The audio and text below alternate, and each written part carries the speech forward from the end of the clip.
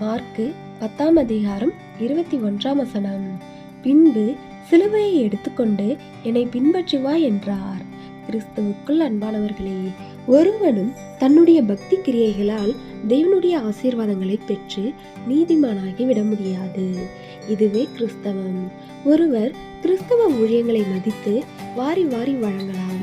இருப்பினும் அவர் தன்னுடைய தனிப்பட்ட வாழ்க்கையில் கிறிஸ்துவை பெற்றுக்கொண்டு கிறிஸ்துவின் வழியில் நடக்கும் ஆவிக்குரிய செயல்களை பெறாவிட்டால் பயனில்லை.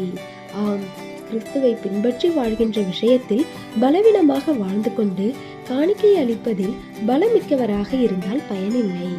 ஏனென்றால் கிறிஸ்துவினால் வருகின்ற உலக ஆசீர்வாதங்களும் நித்திய ஆசீர்வாதங்களும் ஒரு மனிதன் கிறிஸ்துவுக்காக என்ன செய்தான் என்ற அடிப்படையில் கிடைப்பதல்ல. அவன் தன்னுடைய சுபாவங்களாலும் பண்புகளாலும் எப்படி கர்த்தரை மகிமைப்படுத்துகிறான் என்பவற்றை சார்ந்தது. எனவே நம்முடைய பண்புகளும் குணங்களும் தேவனை மகிமைப்படுத்தும் வகையில் இருக்க வேண்டும். அப்பொழுதுதான் நாம் ஆண்டவராகிய இயேசு கிறிஸ்துவை பின்பற்றுகிறவர்களாக இருப்போம். தேவனுடைய கிருபையும் இரக்கமும் நம் அனைவரோடும் இருப்பதாக. ஆமேன்.